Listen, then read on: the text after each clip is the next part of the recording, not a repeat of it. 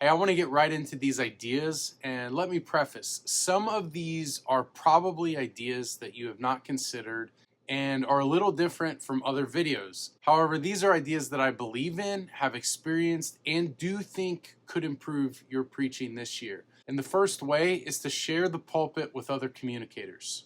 Allowing multiple voices to share with the congregation ensures that the church's identity and message don't become over-reliant on a single personality. This approach can also support a more community-focused environment, where the focus remains on the collective faith and teachings rather than on an individual. Different communicators bring varied perspectives and experiences. Plus, it allows more time for each individual to develop their message more thoughtfully and thoroughly. Imagine having more room to sit with ideas or to focus on other aspects of your role throughout the week while others are using their gift in this area too. Regularly rotating and even introducing new voices can keep the congregation engaged from week to week. And the diversity in styles and perspectives can also help the teachings remain fresh and potentially help you reach a broader audience. There are lots of great examples of churches doing this. A couple of my favorites are City Church OTR, which is a younger church plant in Cincinnati, and the Church of the City, New York, led by John Tyson.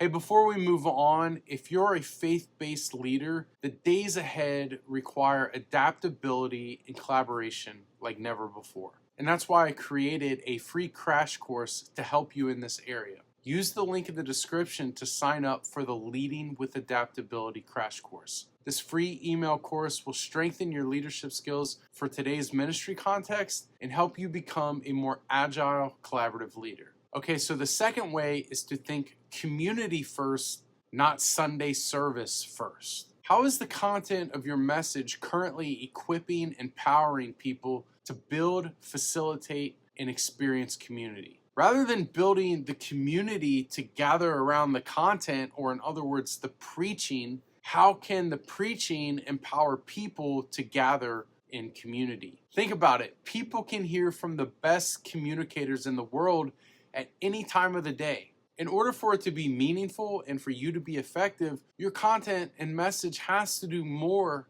than just be good. You should be considering how it can move people towards one another. Instead of delivering a one-way sermon, how might you integrate interactive elements? This could be as simple as posing questions for reflection or inviting the congregation to discuss these with those that they're sitting around during or following the service. You could also incorporate stories and testimonials from different community members into your messages. Hearing how others in the congregation are applying biblical principles within their daily lives can inspire and motivate the rest of the community. The third way is to be yourself. Authenticity is magnetic. Embrace your quirks, your stories, and your unique experiences. Don't try to hide behind a facade or try to be someone that you're not. Your perspective is invaluable. A lot of times, if you're new to preaching or you're insecure in it, you'll be tempted to imitate one of your favorite preachers or to be something that you're not. And here's the thing, you don't need to copy the style of some famous preacher or feel pressured to be anyone or anything other than you. Show up as your genuine self, and this will be genuinely appreciated. The fourth way is to approach complexity with nuance. In a world inundated with constant information and content, there's a growing need for more in-depth, meaningful commentary. People are looking for insight and narratives that go beyond the surface level. They want to find deeper understanding and perspective.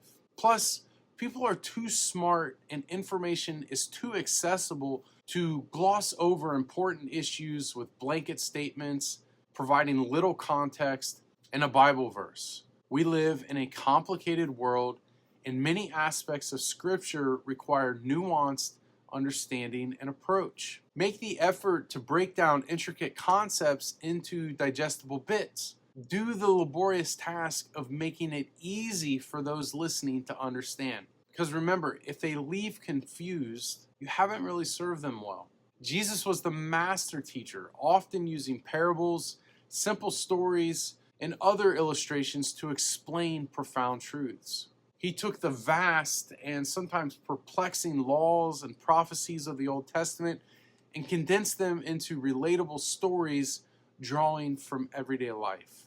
When you dive into topics like grace, redemption, sanctification, think about the person who might be hearing these terms for the first time. How can you create a bridge for them to cross from unfamiliarity to understanding? The fifth way to improve your preaching this year is to check your motives. Self-reflect regularly. Are you speaking for applause or to genuinely help? Don't give to get accolades or praise. Give to genuinely enrich others. Communicating generously, it's a selfless act, and it assumes responsibility for doing the hard work on behalf of those listening to share something of value that is beneficial and helpful to them. And hey, doing a great job can still be meaningful, but it should have little importance concerning your identity. People are tired, including pastors, and burnout is prevalent. But the days of pastors pretending like they have it all together are coming to a close. And their congregation doesn't really want or even expect that. And I think that's a good thing. Okay, the sixth way is to create space for stillness. If you attend most popular churches in your city, you will be inundated with someone else either talking or singing for the entirety of the service. This leaves little room for reflection or contemplation. How might your message lead to more white noise, static? The initially uncomfortable stillness that seems to be absent from most gatherings. Think about it, from the welcome to the songs to the announcements to preaching to prayer to see you next week. Where is the space to experience the quiet, gentle grace of God? You could try things like designating space within the message for people to pray or sit in silence. Often as preachers, we're telling people what actions to take. Instead, what if you invited them to contemplate how the message is applying to their individual lives, or what actions God might be prompting them to specifically take? Hey, let me know what you think about these ideas for improving your preaching this year. And if you like this video, watch the next one about 6 disruptive church trends that pastors shouldn't ignore.